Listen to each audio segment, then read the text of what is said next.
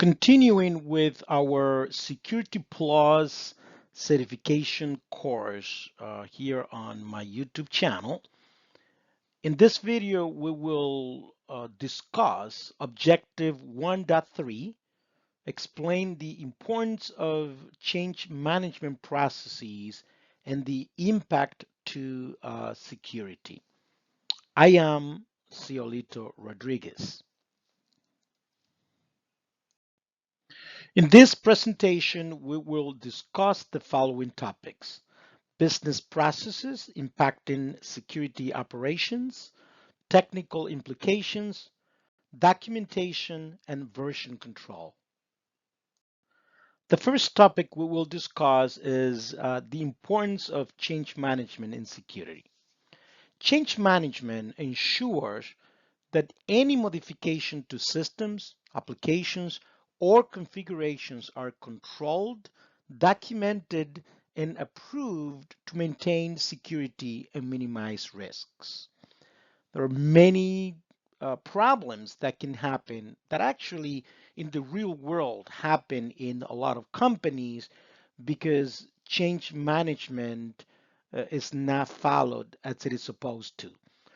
It's difficult.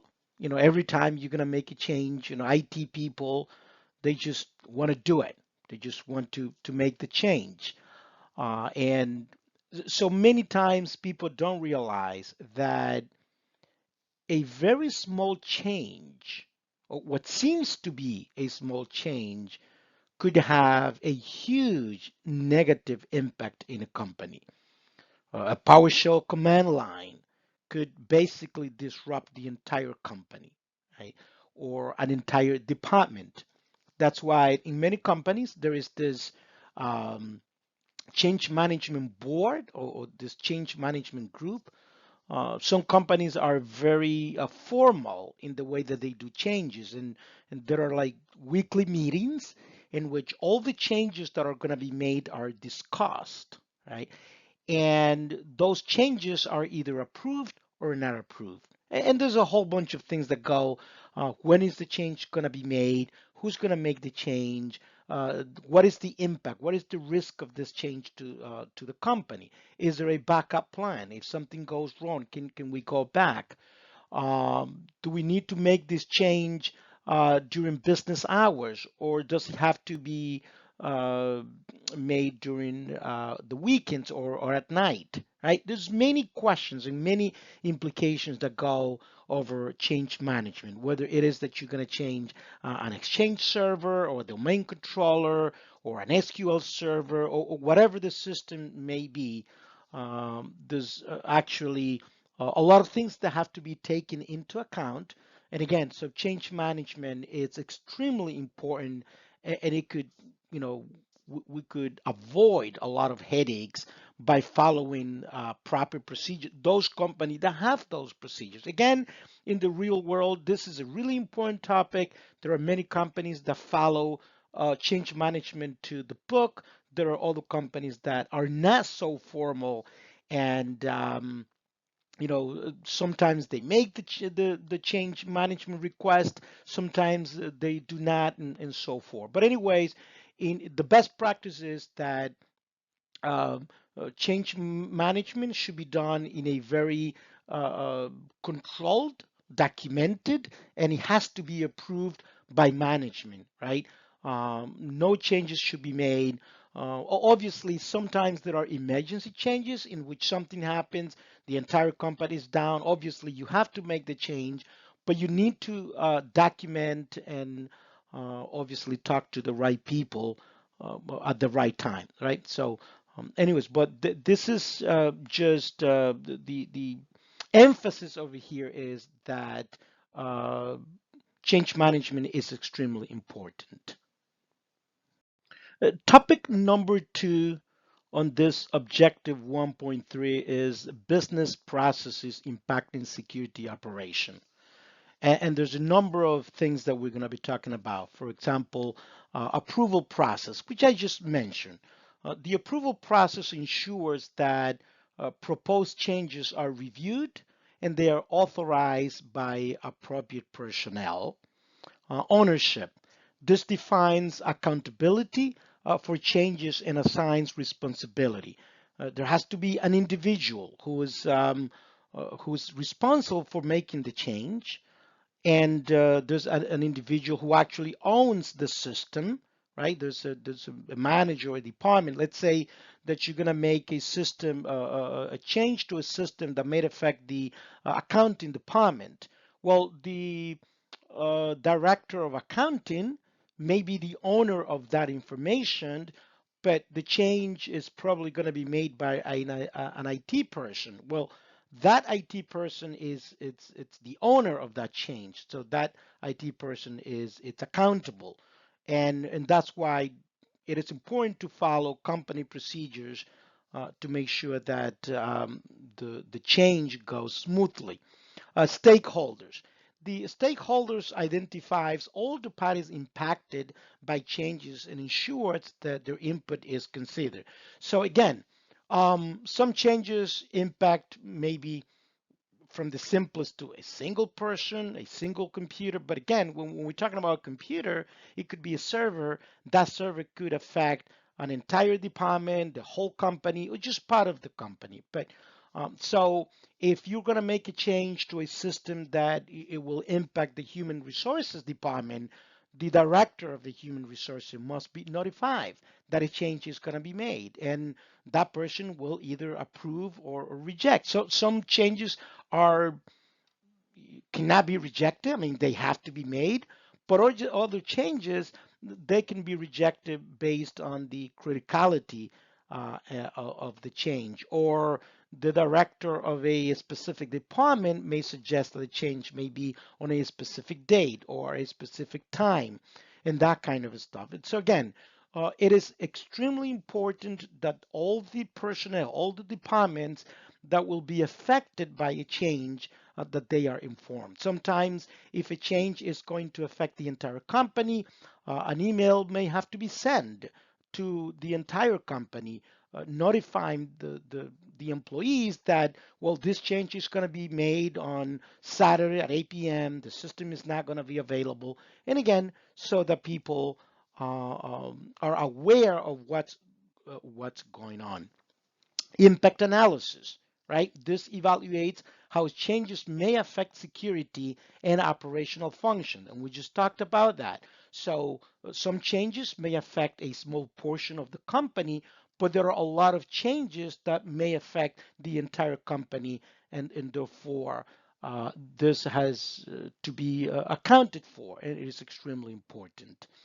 Test results. This is the process of verifying that changes work as intended without introducing vulnerabilities. Not in reality, uh, not every system in a company, there is a test server that you can actually test what's going to happen. This would be the ideal thing. The ideal is that you would have a test system, and you can uh, uh, have an idea of what's going to happen. But what that means is that to have a test for every single system, that means that you need to have a duplicate company, and that's almost impossible. So not all companies, or most companies, do not have tests for all the applications and all the systems, and not all the change, can be tested. Obviously, if there is a lab environment in which you can uh, test those changes, then hey, yeah, that would be wonderful. There have been many cases, not too long ago, a CrowdStrike. There was a complete meltdown worldwide because their Falcon antivirus, a change was made. Obviously, there was a huge mistake that was made at a company like that, right? And basically, it affected customers worldwide, right? So a lot of things happen over there, a lot of mistakes, but obviously it wasn't tested before, right? Probably it wasn't approved correctly, and not all people were involved, and they didn't have an idea that this would have such a big impact. But anyway, so things happen. Software is sometimes very unpredictable, but as much as we can, as IT people, as cybersecurity professionals, we have to test as much as we can to minimize the impact that those changes may have in the companies that we work at. So, as I just mentioned, it is very important to have a backout plan, which basically provides a strategy to revert to the previous state if a change fails or introduces issues. Some system, it's very easy to have a backup plan. You just have a backup of the system, or you make a copy, or you just document the change that you're going to be made. Again, very important to have a backup plan. Other systems, it's difficult to have a backup plan. For example, I've been there, I've done it. I have made mistakes sometimes. Well, obviously, all the times unintentional. But I remember one of the companies that I used to work for. Actually, this was there was some AD Connect issue that uh, some AD connections that we have to make related to a certificate, and this was basically kind of like approved. In other words, we engaged Microsoft because it was a huge thing. We engaged with Microsoft support, and one of the Microsoft engineers suggest, oh yeah, you can make that change. Nothing is, it's not a big deal. Well, it was a big deal. So, and once we made the change, a change was made, and it changed about 900 and something computers. And to be honest with you, once we realized what was happening, we stopped right away. So we had like about 7,000 devices that were going to be impacted. We were able to stop it, but it had already affected like 900 computers, right? And reverting that change, it took us months to revert everything back. It was just a complete nightmare. And again, it's one of those things that it affected the entire company. There was no way to test this thing. Um, Actually, maybe we could have tested. Okay, but anyway, so sometimes you follow the experts. You follow this, like Microsoft expert or whatever company, and to be honest with you, you should not trust anything because in the end, it is your responsibility.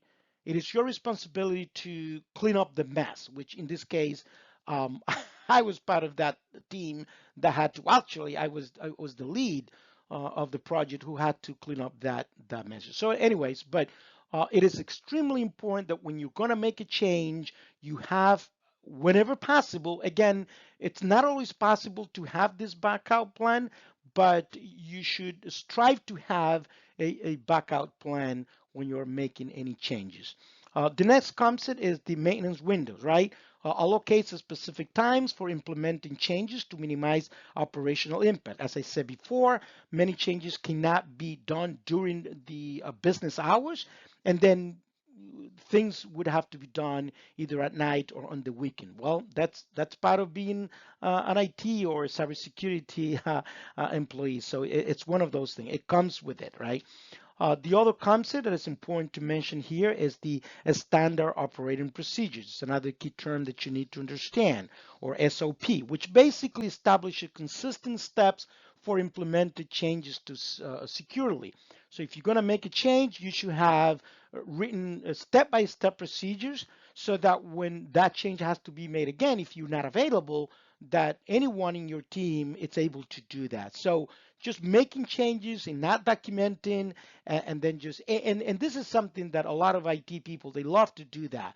They love to have this knowledge in their mind and then not write things down, just thinking that well, if I write everything down, then they won't need me and then they will replace me. And I don't know how much truth is that. That's another topic that we could, discuss, but that's not the idea here. But the best practice is, and that's what we're following over here, and also for the objectives of this security plus, and basically any cybersecurity class that you take, SOP basically means that you have to have consistent steps implemented changes securely, that everything must be written in a consistent and clear manner. Topic number 3 of this objective 1.3 is technical implications of change management. Um, Here comes it. Allow list, deny list. This ensures that only authorized applications, users, or IPs can access resources. So um, having a kind of like a white list, yes, there is a white list and a black list in terms of IT. Maybe in today's environment, even those terms, some people are very sensitive, but that's what it is. It's there is what is called those authorized applications, in which um, the applications that are used in a company, they should be authorized. People should not be just installing applications all over. We'll be talking about the concept of shadow IT, where a lot of people just come in and they use applications outside of the IT team, and that is a huge problem, right? So whether it is allows application, users, IP address, only those resources or those entities should access those resources, right? Which is the concept of least privilege. And we'll talk a lot more about this with this concept of zero trust and the least privilege concept that I just mentioned. But it is important to understand that. Restricted activities. Basically, this is limiting certain actions to minimize security risks, right? Um, Most companies, or a lot of companies, for example, have uh, restrictions on what websites you can visit, because it is very dangerous to allow people to basically access certain websites. So you should have technology. There's a Cisco umbrella, for example, in which you can basically block, a lot of web content, because web content is actually very dangerous. It's also the concept of using privilege and regular user accounts. Normal users should not be able to log on to their computers with the administrator account. Logging in with the administrator account in a computer is extremely dangerous. So when you log on with a normal user, you are restricted to doing things in the computer that will certainly minimize security risks. Downtime and service and application restart acknowledges the potential need for services or applications to restart, affecting availability. So again, when um, when you are working in change management, some application, remember, we're talking about a system. A system is a set of things that work together, a set of components, right?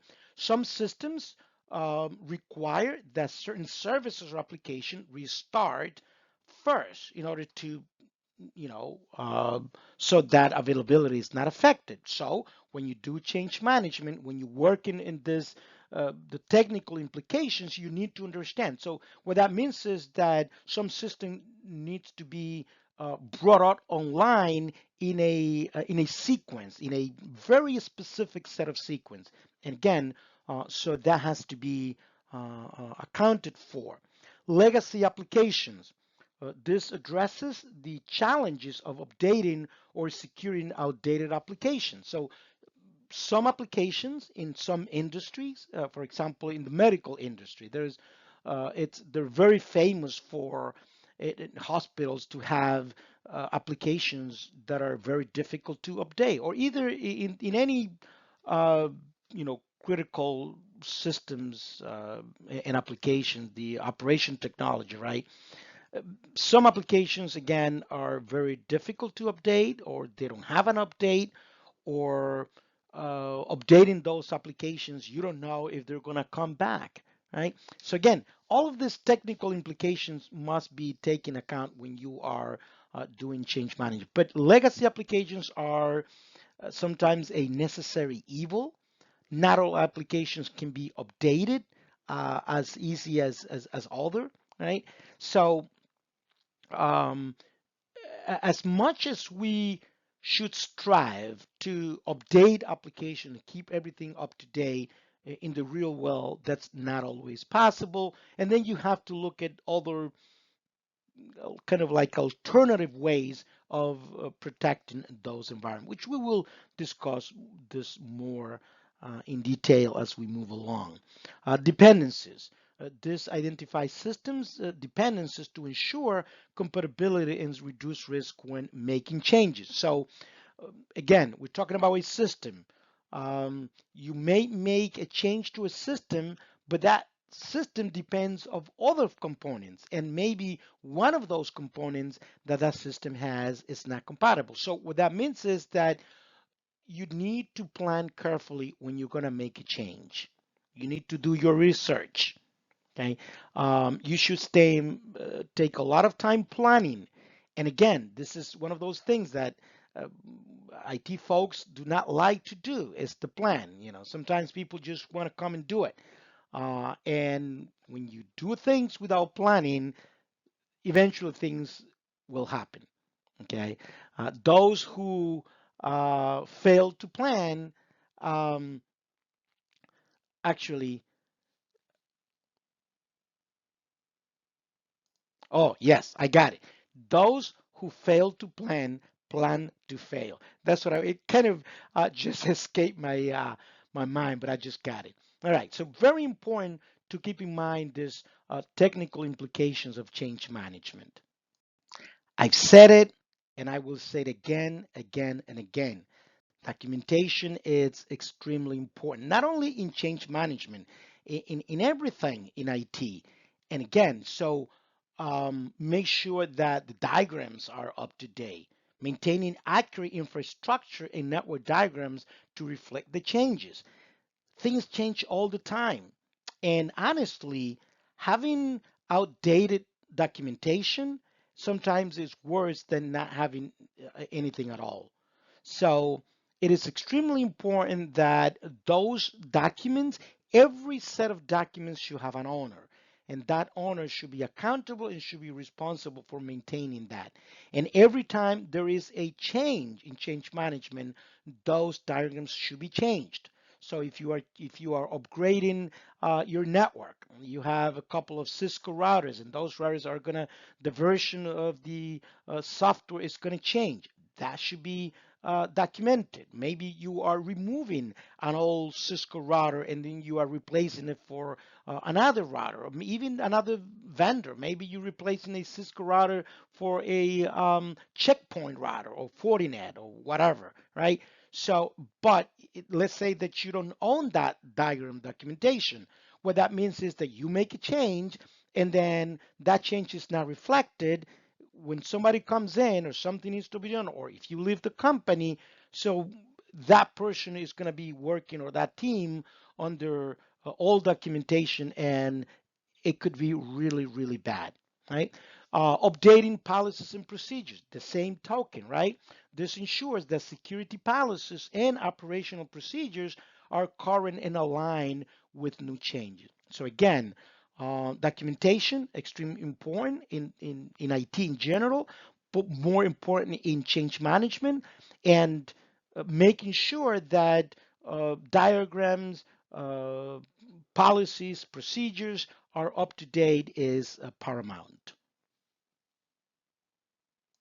The last topic that we will discuss in this objective 1.3 of the security plus is version control, which basically what this does is that it tracks changes to code, configurations, and documentation to prevent unauthorized modification and to ensure all changes are reversible. For example, if you have all your documentations in OneDrive or SharePoint, um, Office 365 does version control by default, which is configurable. You can change that. But the point is that let's say that somebody comes in and by mistake made a mistake to some documentations or the configurations or code, and then when you realize it's too late, the whole document is messed up, you gotta have a way to go back to a previous version. And yes, you may have a backup, but backup is more complicated. When we're talking about documents, so version control is kind of a form of backup,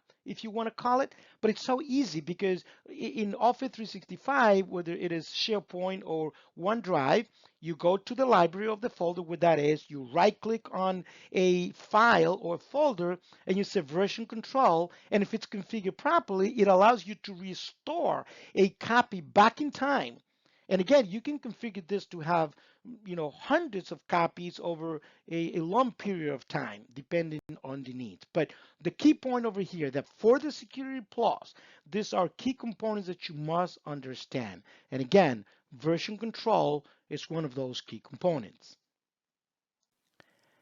So as I just said, if you go to Amazon and just look for Cielito Rodriguez, here's the list of books that I have written. But for this Security Plus, this is the perfect companion for my video course in YouTube. So again, if you are really serious about this book, has tons of questions similar to what may appear in the actual exam. It has case studies, scenarios. It has key concepts. So again, this is the perfect companion to pass the Security Plus.